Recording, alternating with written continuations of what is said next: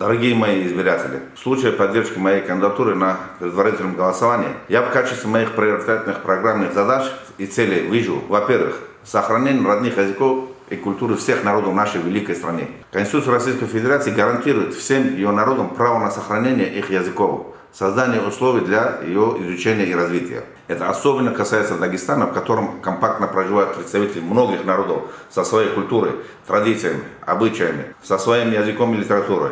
Все это мы должны сохранить для себя и наших потомков. Считаю, что нужно разработать и претворить в жизнь масштабную программу, направленную на сохранение самобытности народов Дагестана и России. Для этого оптимальным будет создать Центр развития языков и культур народов России. Основной задачей центра обозначить развитие чтения и письма на родных языках, обеспечить поддержку СМИ на родных языках, публикации произведений классиков, молодых авторов и национальных языках.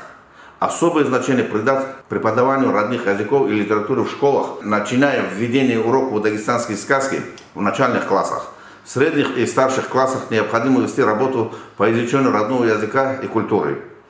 Реализацию программы могли бы взять на себя уже имеющиеся центры народов России или же при них создать творческие центры.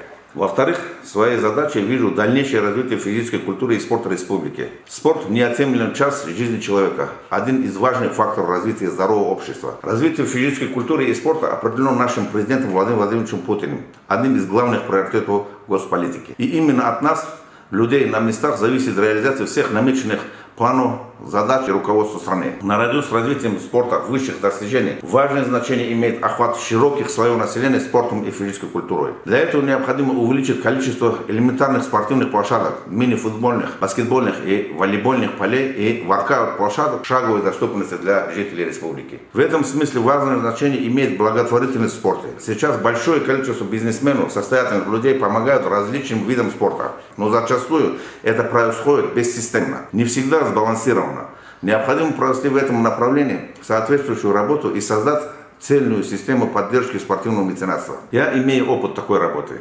Построил в городе Хасавюрт дворец спорта имени Гамида Гамидова на 5600 мест, футбольное поле с искусственным покрытием, крытый манеж на 3000 мест, центр развития дзюдо. Будучи депутатом Государственной Думы, я поставлю перед собой цель добиться включения нашей республики в федеральные целевые программы развития физической культуры и спорта страны. Спорт и массовая физическая культура могут стать ключевым инструментом не только обеспечения здорового образа жизни населения, но и качественной, альтернативной негативным явлениям алкоголизму, наркозависимости, радикализации молодежи.